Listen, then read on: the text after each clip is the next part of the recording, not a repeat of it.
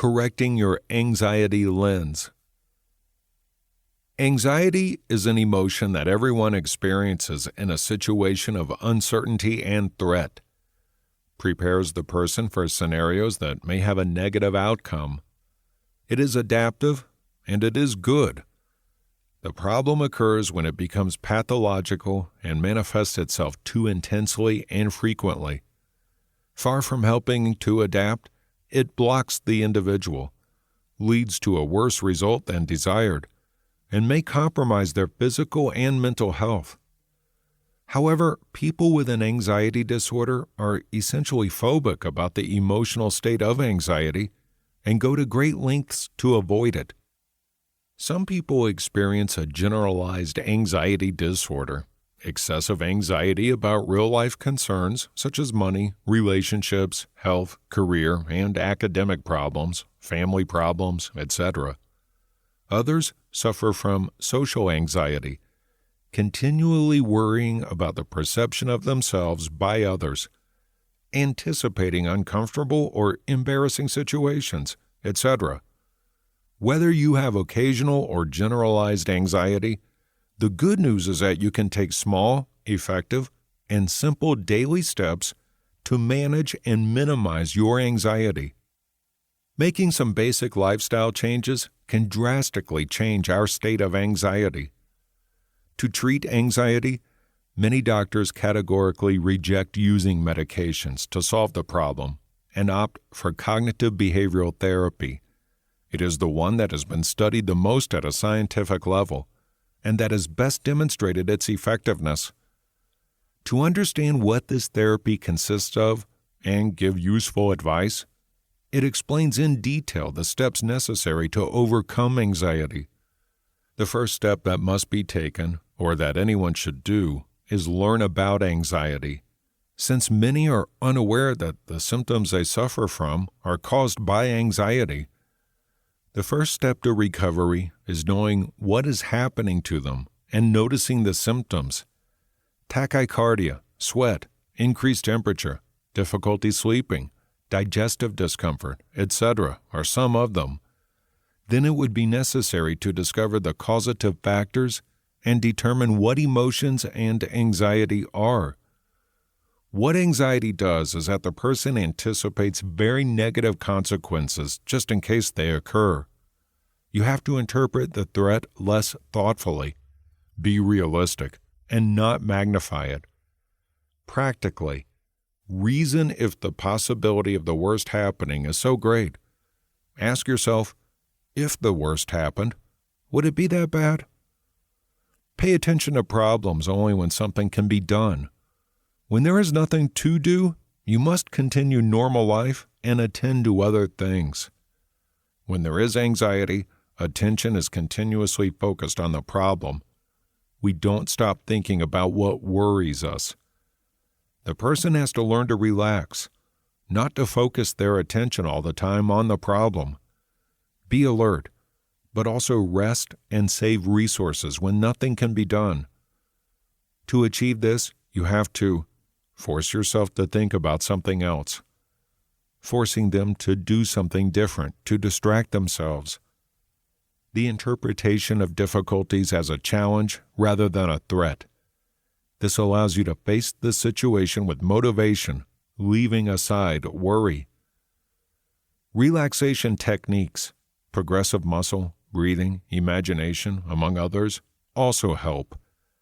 The physiological activation is reduced, the muscles are released, etc.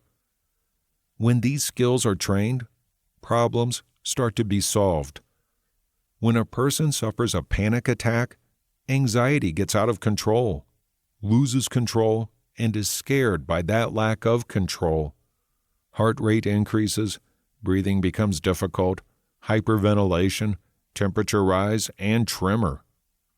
The autonomic nervous system is triggered, and you have to reassure it by transmitting the feeling that there is no danger, that there is no extreme situation, and that what is happening is not serious. By changing the focus of attention and the importance we give to panic attack symptoms, they decrease. The best way to achieve this is Do and think about something else. Change the topic of conversation. Get to work on something. Carry out any activity that allows you to ignore your symptoms. Instead of hyperventilating, breathe more slowly. 1. Breathe deeply. Deep, diaphragmatic breathing activates our relaxation response, changing our sympathetic nervous system's fight-or-flight response, the relaxed and balanced response of our parasympathetic nervous system.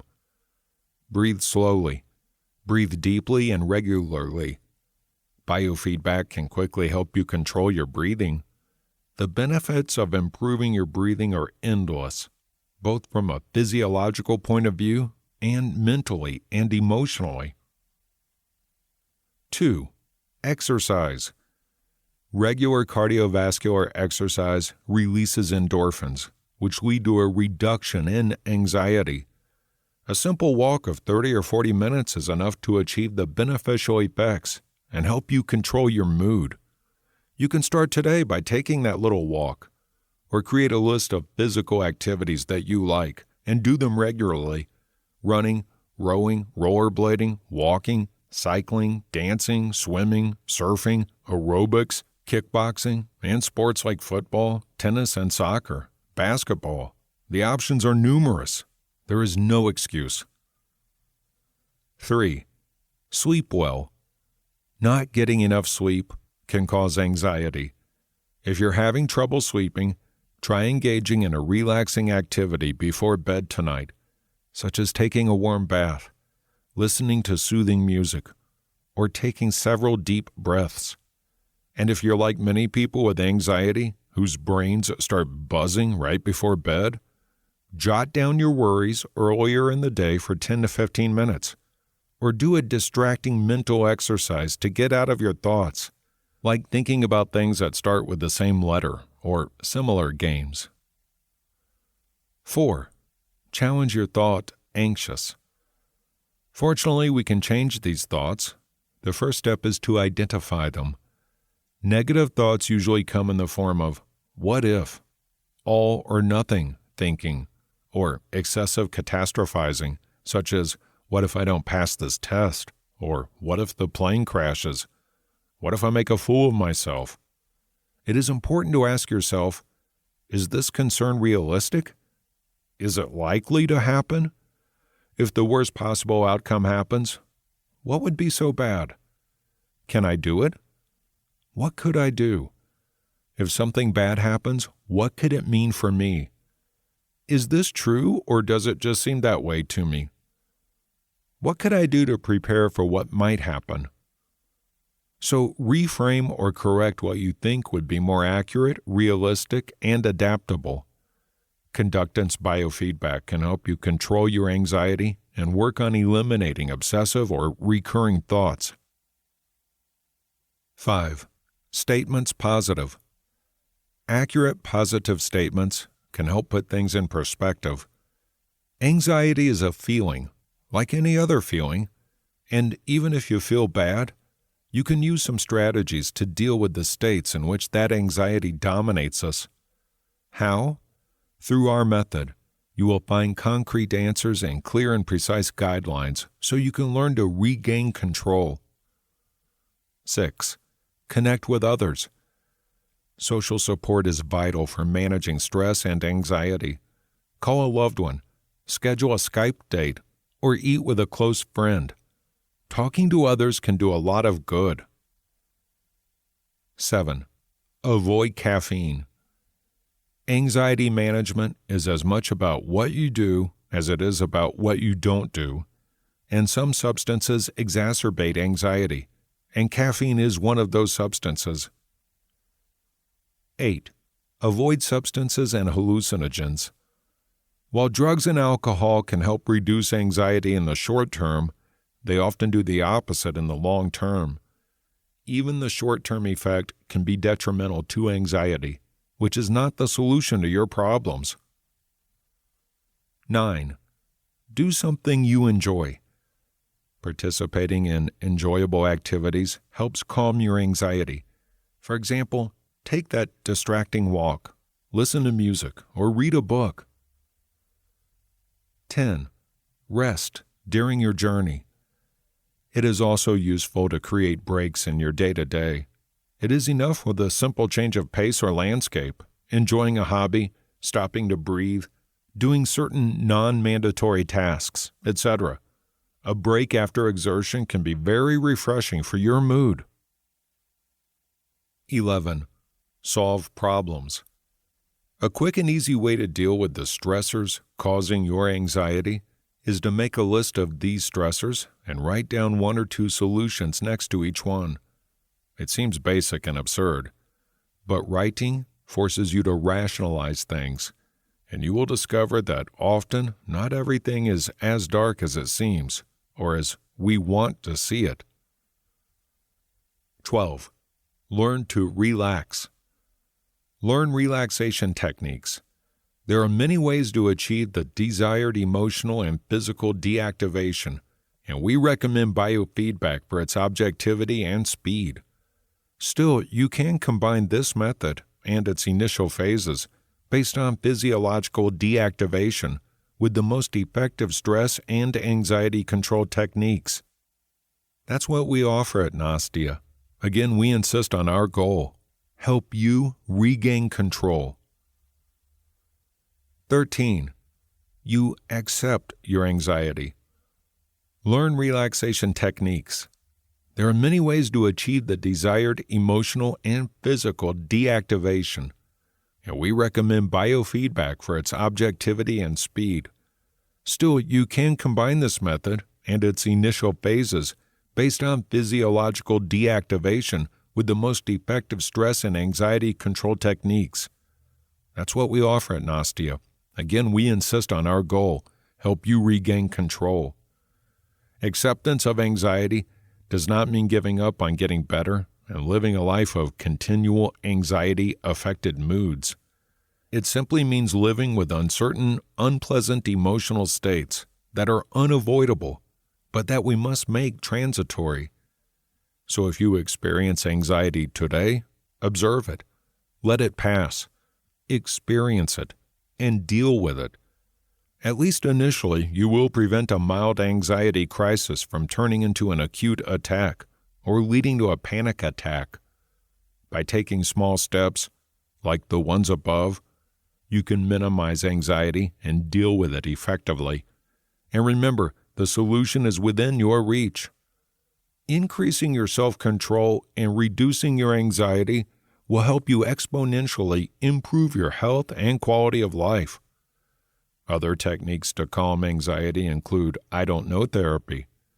If you identify a repetitive, worrying thought of the type, what if, it is best to let it continue, thinking or saying, I don't know, we will see.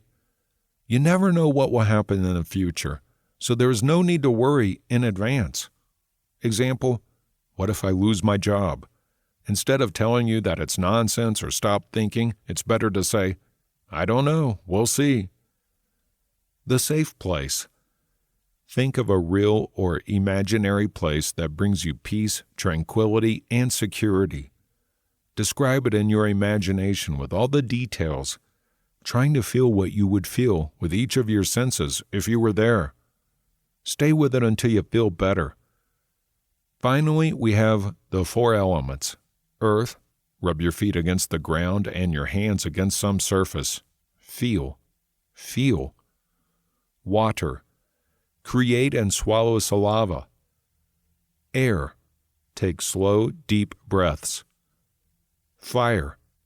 The fire of your imagination. You can bring the safe place or any other image that brings you peace. There are many general tips like the ones we have just seen, but there are other more specific ones.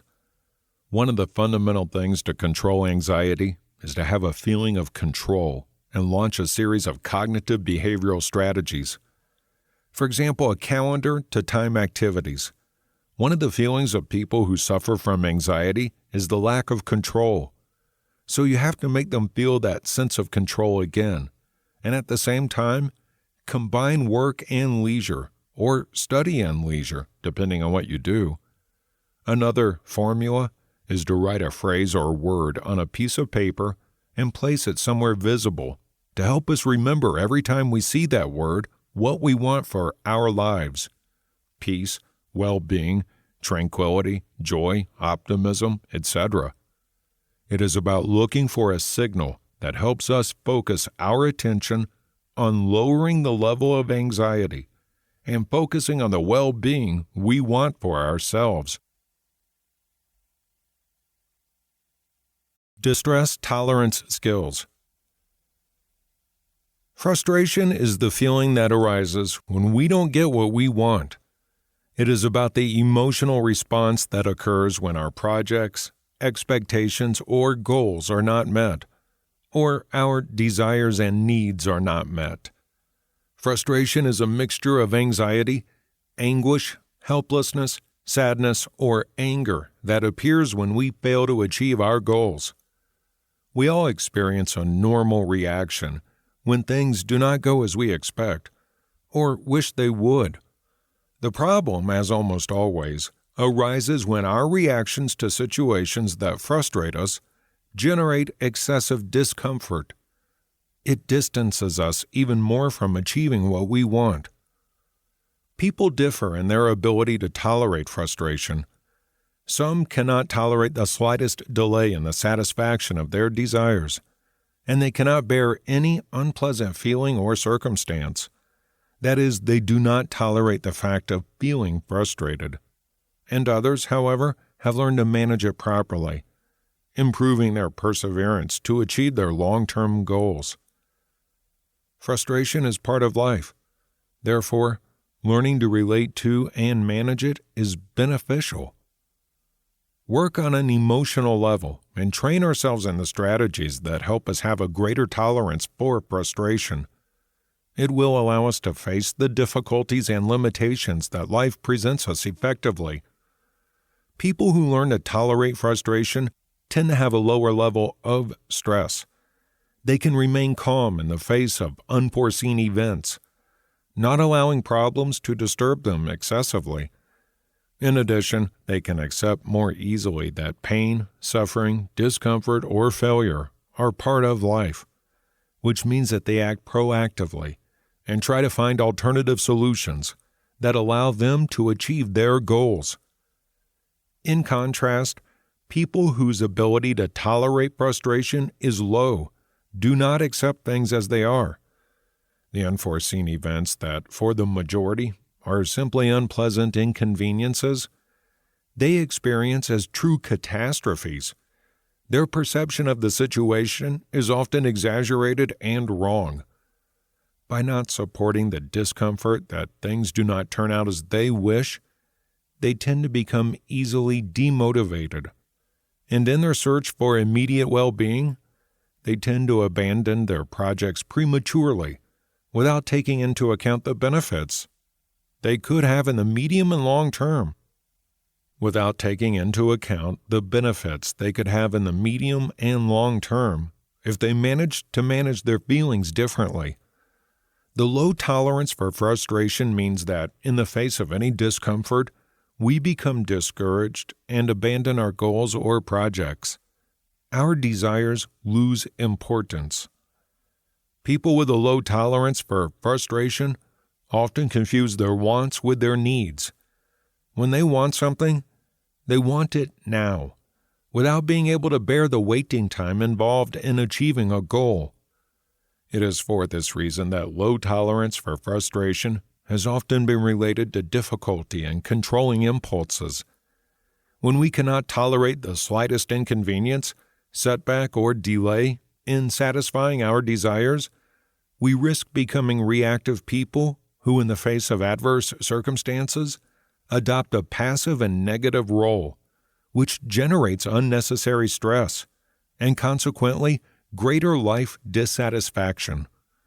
However, when we learn to handle frustrations appropriately, our lives are much less stressful and fulfilling, since we can focus all of our energy on solving and overcoming the obstacles we encounter, beyond the exhaust reaction. Accepting and understanding that frustration is part of our lives is the first step in starting to handle it more appropriately. All emotions, even those that are not pleasant for us, are part of our life and are natural reactions to negative events that happen to us. Ignoring them or trying to eliminate them is not only impossible, but it will also cause us greater emotional suffering. Acceptance allows us to stop fighting something we cannot change. Accepting life as it is presented to us helps us to better deal with difficulties. It is important to remember that accepting is synonymous with resigning, and therefore it does not mean abandoning and stopping trying to achieve what is desired. When you accept, you decide to stop fighting with yourself and with the circumstances to focus on solving the problem. Learning and developing our tolerance for frustration is a learning process that begins in childhood and never ends. It requires patience and perseverance, but the result is well worth it, since tolerating frustration means being able to face the problems and limitations that we have throughout life, despite the annoyances and inconveniences that they cause us, which will allow us to have a more serene and balanced life. Accept situations and understand that you cannot change what happened, even if you don't like it. That is precisely what radical acceptance is about, a method managed by mental health professionals. Radical acceptance, classified by experts as a strategy or skill, has the purpose of accepting the facts of reality without responding with negligent stubbornness or other similar actions before painful life events. Radical acceptance is not approving something, and rather it is to fully accepting with your mind and body that you cannot change the facts in the present. By accepting something radically, things out of our control, we prevent getting stuck in unhappiness, bitterness, and sadness, and we can stop suffering. Through this emotional ability, many people can manage to face extremely painful circumstances. It is a powerful skill that helps to live with painful things, and it's like lubricating our ability to handle situations to prevent emotional pain from turning into suffering. To avoid further distress, please recognize that the uncomfortable came into my life because it is a part of life. In life, we will have to live pleasant and unpleasant moments. Things we want, expect, and things that surprise us and do not expect. From the perspective of radical acceptance, when I accept that this happened to me, I will be able to have better strategies to cope with it. Accepting is not surrendering to pain, and it is not staying without doing anything, but not hiding reality. The distress tolerance skill can be applied to different situations in life. For example, in a breakup mourning, in which the denial stage occurs, and the beliefs that this can't be happening to me, I didn't prepare for this, or I don't deserve this. From radical acceptance, I focus on my time of pain and what my emotions are telling me. I focus on my present above all, in living in the here and now. Another strategy of radical acceptance is the connection with the senses, since in this way the person can make a link between their mind and body, and thus understand what hurts, where, and why. Since the disconnection I suffered, I have become attached to suffering. So radical acceptance is an invitation not to get attached to suffering.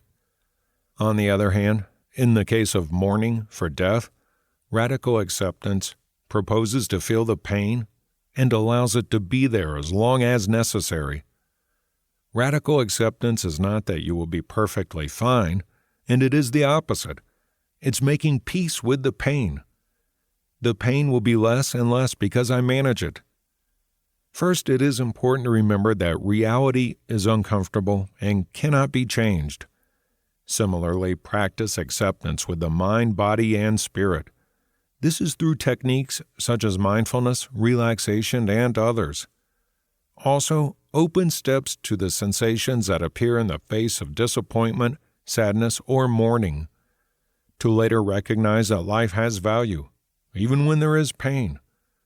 Finally, when you feel some resistance to practicing acceptance, make a pros and cons list. The help of mental health professionals with knowledge of this method is very important. Help in therapy is essential. Many other things can be alternated and are very good, but therapy is not replaced by anything. In addition, he invited people to acknowledge their concerns and take the action of going to psychotherapy. It is recommended to do so by presenting the following signs that you identify within these signs that our body and ourselves, faced with persistent feelings of helplessness and sadness, excessive worries and pessimistic thoughts, excessive consumption of alcohol and illicit drugs also has repercussions on others, difficulty concentrating on daily tasks and activities. The current stigma in mental health issues causes people not to seek professional help when necessary, which is why these problems always continue. Anxiety relapse and prevention. A relapse means the reappearance of the signs and symptoms of a disease after a period of improvement. Relapses are very common in major depressive disorders and anxiety problems. Could you take it as a learning process when it's wrong again? Many times without realizing it, you have neglected yourself and have stopped doing the strategies you put in place to improve. If you have overcome depression or an anxiety problem, take care of yourself very seriously. Think of it as a philosophy of life, and take time to do small self-care routines. Anxiety is so present in our day-to-day life that it sometimes doesn't take much extra to overwhelm us. At that time, we look for ways to solve the problem. We go to the doctor or psychologist and put strategies in place. But afterward, how can we prevent relapses? If you continue doing the same after a relapse, do not expect your situation to change over time. Try to be an active agent in your improvement process.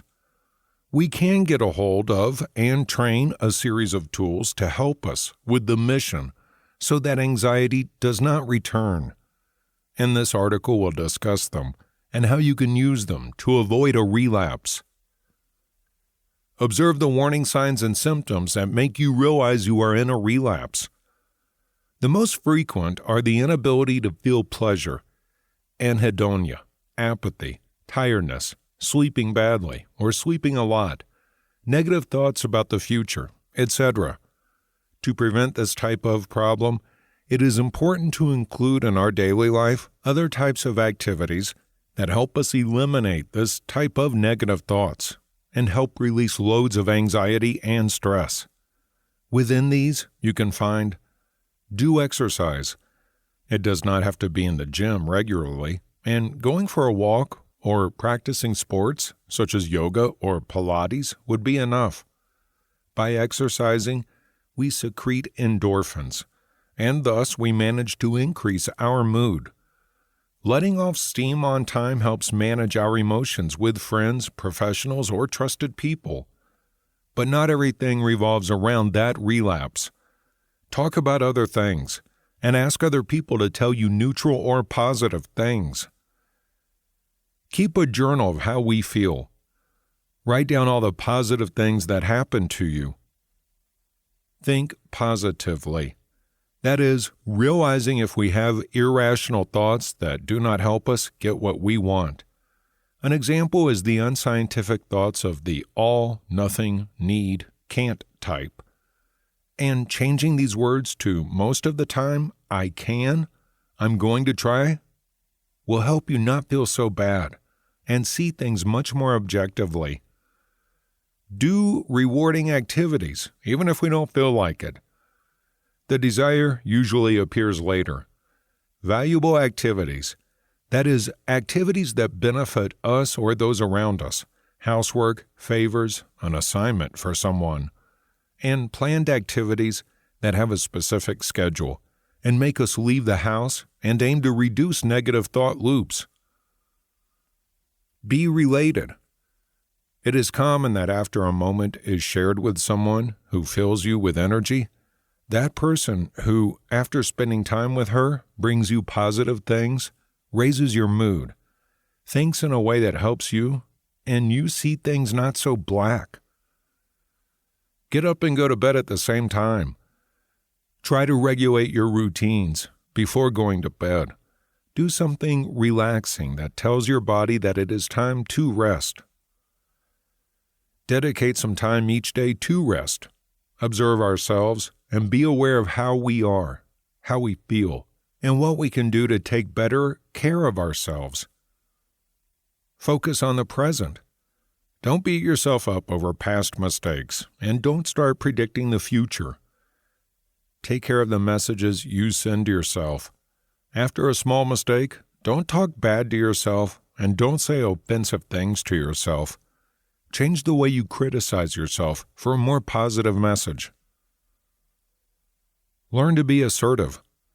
Start expressing what you want while respecting the rights of others and your own. What can you do to be more relaxed? Normalize thoughts. Eliminate things like I have to and I should, etc. Be aware of catastrophic thoughts.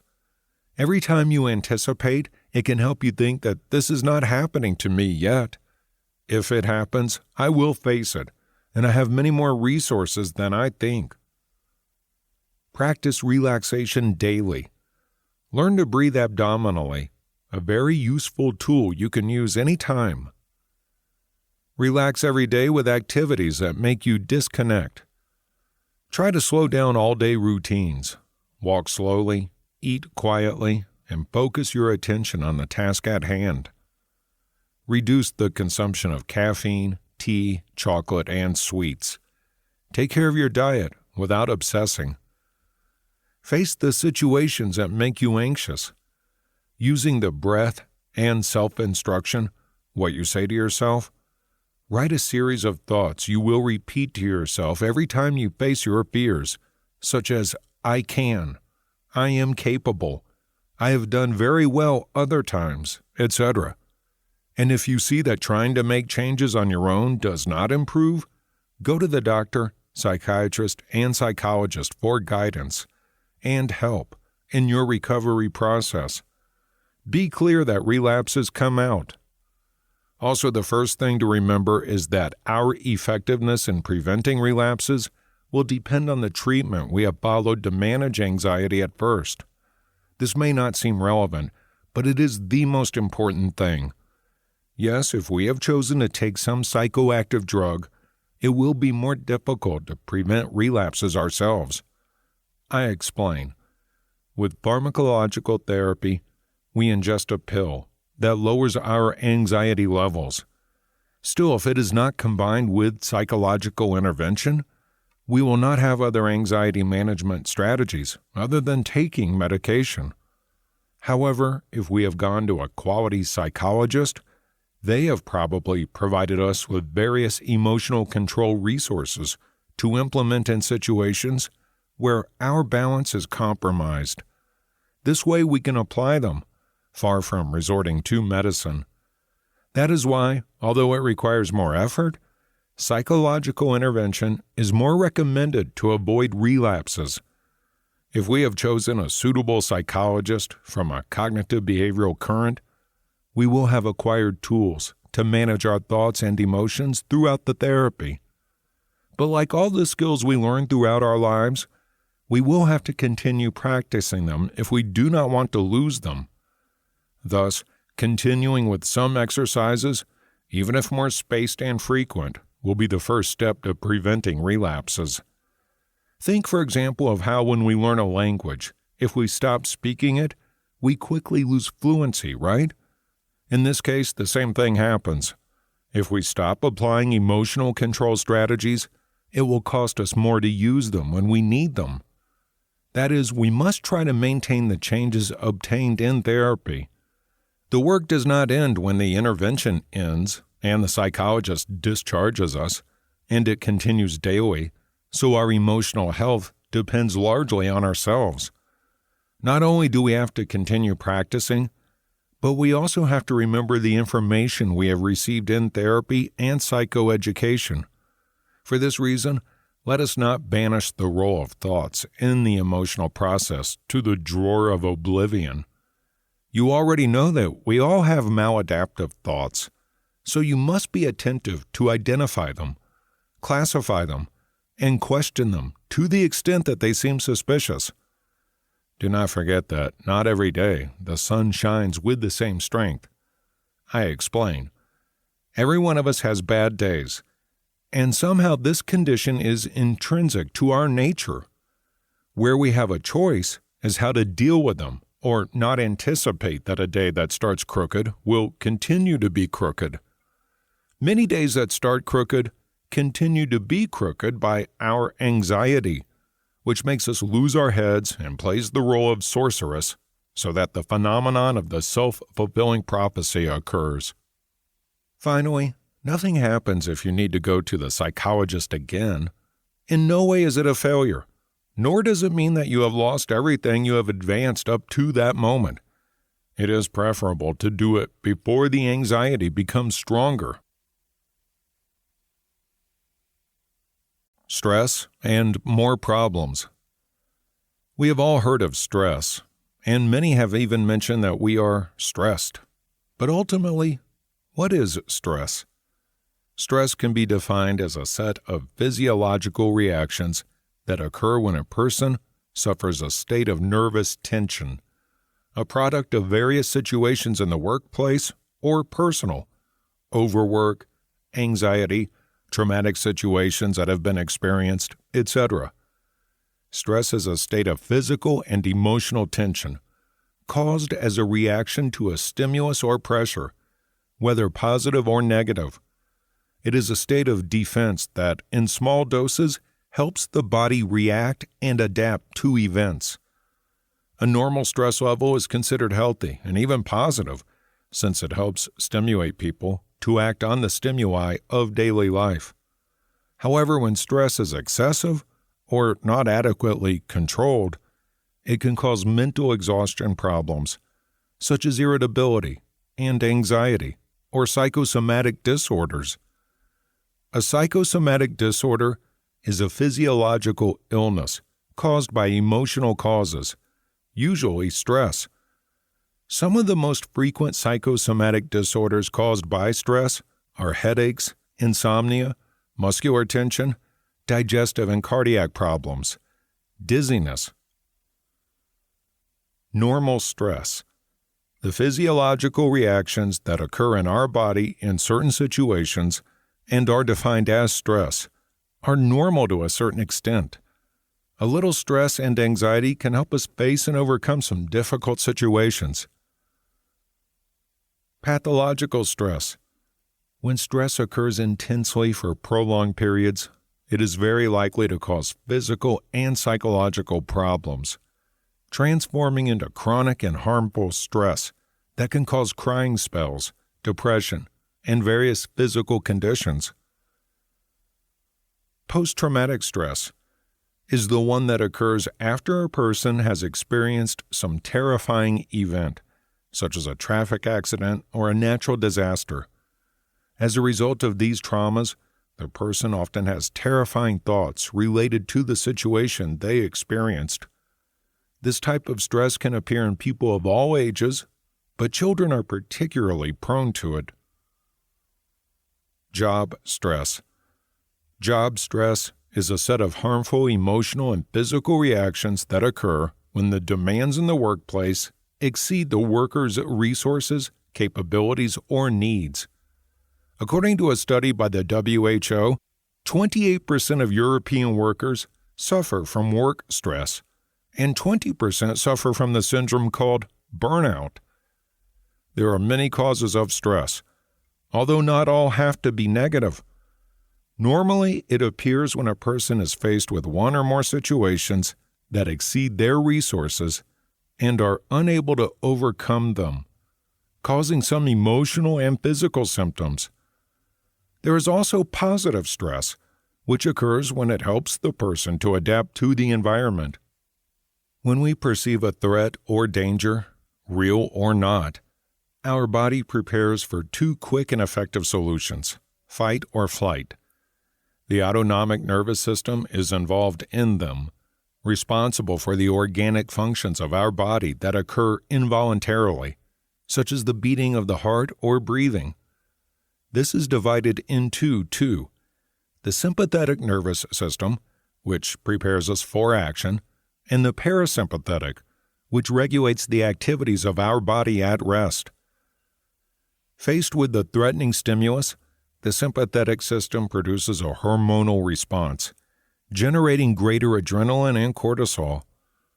The first increases heart rate, dilates the pupils and bronchial tubes, and makes us sweat. The second hormone increases the sugar level in the blood and suppresses the activity of the immune system. This happens temporarily, since the parasympathetic nervous system is responsible for putting everything in order. Still, it is easy to imagine that when this whole process is repeated too often or continuously, it can have harmful consequences for our health. Distinguishing between an acceptable dose of stress and an excessive one is not always easy. We are used to running around, multitasking, and often facing challenges, so it is important to pay attention, not only to our moods, but also to some physical symptoms, such as the following, that they warn us that daily stresses are affecting us: frequent headaches, diarrhea or constipation, fatigue, excessive, decay, jaw stiff, muscles tense, unusual weight variations. Our brain also sends us other alarm signals such as demotivation, lack of sexual desire, irritability, anxiety or forgetfulness, and memory delays. Among the risks of chronic stress are lowered defenses, high blood pressure, diabetes, heart failure, acne, eczema, depression, anxiety, or problems derived from constant tension, such as muscle contractures or bruxism, clenching the jaw too often and unconsciously when we sleep. Being constantly stressed can also make us gain weight, since it affects the regulation of our impulses and emotions, causing us to opt for delicious foods with little nutritional value. This lack of control often leads to other harmful habits and behaviors, such as smoking or drinking alcohol in excess to try to relax, with its corresponding negative consequences. Some studies state that work stress, one of the most frequent, increases the risk of developing coronary heart disease by 68%, and that of suffering a myocardial infarction by 23%. In the long term, stress can lead to serious health problems, making us feel more stressed. Prevention and treatment are very important through psychological therapy and support, such as meditation, physical activity, and good nutrition. Trusting our ability to deal with situations that affect us is a good starting point to begin controlling stress. The next thing is to ask ourselves what we can do to reduce it. Consult a specialist, practice mindfulness, do moderate exercise, look for another job, do some pleasant activity at the end of the day, such as walking or reading. The alternatives are many, and it is worth putting them into practice when necessary. A life with less stress is a healthier life in every way. In general, the consequences of stress affect, first of all, the person who suffers from it. But it is also normal to affect people in the immediate environment, family, friends, co-workers. Initially, it is an emotional repercussion. If a person suffers, family and friends who are part of their emotional circle will also suffer. The repercussions of stress can extend beyond the particular area where the stressful situation originates. That is, a stressful work situation will first of all affect the person and their entire work environment. But the family and social environment of the individual may also be affected, since he will transmit his state of mind and his problems to family and closest friends. The same can occur in conflictive situations in the family, which will inevitably have repercussions in the work environment. In the personal sphere, the consequences of stress can be defined as those that affect the individual and can suppose integral damage to his person. Manifestations can be disorders, somatic, disorders, psychics, increased consumption of psychotropic medications, hypnotics, sedatives, anxiolytics, antidepressants, and others, analgesics, etc. Consequences of certain behaviors: food, obesity with the corresponding metabolic, cardiac, and joint repercussions, sleep apnea, anorexia with weight loss, with possible anemia, alcohol intake, organic and psychic repercussion, tobacco, pulmonary and cardiovascular repercussion, increased risk of accidents, at work, traffic, domestic, due to reduced attention or reckless behavior with disregard for danger. For example, risky driving, ignoring protection measures at work or traffic signs. Others, entering into conflict with oneself by questioning ideas, thoughts, and life trajectories. Being able to experience negative feelings towards oneself, self-blame, with increased anxiety. Make past, unresolved conflict situations present again, which increases its effects in the context of a stressful situation. Feeling of unhappiness, bitterness, and loss of meaning in life. Abandonment of oneself and all senses. Possibility of delaying medical consultations due to illness, healthy habits, loss of hobbies. Isolation. The family environment caused problems in the couple's relationship, affective and sexual deterioration, risk of rupture, especially concerning alcohol, gambling, or other addictions. Problems with children. Deterioration of their relationship, negative effect on their education, studies and control of their social relations, economic deterioration of the family environment, deterioration or loss of relationships with other relatives, parents, siblings, the global repercussion on the family unit.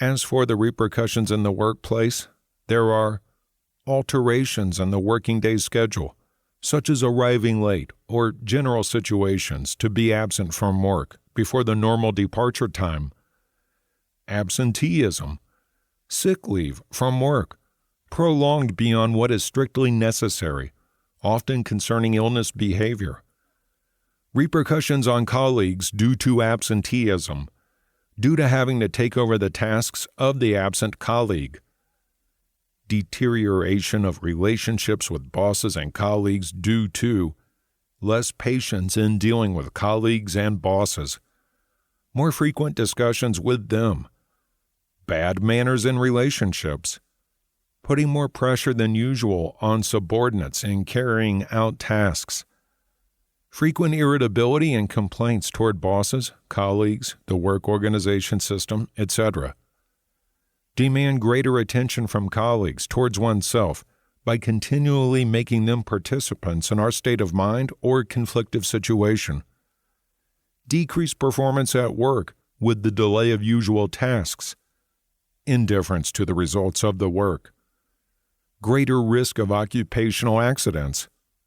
And in the social sphere, there is less interest in participating in social activities, deterioration or rupture of relationships with friends, neighbors, decrease or loss of commitment to the norms of society, and increased risk of accidents. Entering more specifically in terms of its clinical effects, it is known that stress maintained over time can accelerate the progression of chronic diseases and trigger numerous physical illnesses and mental disorders. 1. Alterations and pathologies, physical. Immune system. Hyperactivation reduces the immune competence of the body, which increases the risk of suffering from infections, flu, herpes, or allergies. It can also lead to a worse evolution of immunological diseases such as cancer. Digestive and gastrointestinal disorders. The digestive system stops working regularly, so many of its functions are slowed down or paralyzed. Stomach pain, diarrhea, gas, constipation, heartburn, heavy digestion, vomiting. In the long run, there is a greater probability of developing diseases such as ulcerative colitis, irritable bowel, or gastric ulcer. Cardiovascular system. Stress is a direct risk factor for coronary heart disease, as it increases heart rate and blood pressure and accelerates the narrowing of the arteries due to the accumulation of substances such as cholesterol in the blood. It also encourages harmful habits such as increased consumption of alcohol or tobacco and less practice of physical exercise, in addition to unhealthy eating. Endocrine system. Stress raises the sugar concentration in the blood, which increases the probability of being overweight and obese. Risk factors for diabetes. Respiratory system. The prolonged increase in the rate of breathing can lead to episodes of hyperventilation and a feeling of shortness of breath. Reproductive system and sexuality, such as menstrual irregularities, increased probability of a miscarriage, decreased fertility, reduced or absent sexual desire, erectile dysfunction, etc. Dermatological problems. The body does not correctly regulate the hydration of the epidermis, and dryness favors the appearance of dermatitis or hair loss. Other common skin problems include eczema or acne, and an increased risk of psoriasis flare-ups in those with psoriasis. 2. Alterations in psychological and mental. Anxiety disorders. Anxiety and stress are not synonymous, but stress can trigger an anxiety reaction, which is an unpleasant emotion that arises in the face of that threat due to the possibility that it implies a negative outcome. Anxiety is not completely negative and fulfills a function as an emotional reaction that puts the body on alert and encourages it to activate its defense mechanisms in the face of a conflict. It becomes a health problem if excessive or disproportionate, altering the person's psychophysiological state, well-being, behavior, and daily life. In these cases, you can get to suffer these disorders. Generalized anxiety. Very intense anxiety symptoms occur without a real cause that provokes them, and without control by the affected person. Panic attack. Intense fear suddenly appears accompanied by a feeling of loss of control due to a sudden increase in symptoms, such as chest pain, fear of dying, dizziness, tremor, feeling of shortness of breath. Phobia. The intense and distressing panic that is felt in the face of some circumstances or stimuli. Obsessive-compulsive disorder. Intrusive or obsessive ideas or thoughts that the person cannot control. They cause strong anguish that is tried to neutralize with repetitive behaviors, which become rituals. Stress occurs when a traumatic situation, in which the person has suffered or may have suffered extreme physical or psychological damage, alters their personal and work life. Mood disorders. Episodes of prolonged stress often trigger disorders such as depression, characterized by persistent feelings of sadness, anxiety, emptiness, hopelessness, pessimism, guilt, irritability, and restlessness. In addition, depression reduces stress resistance, so both enhance each other.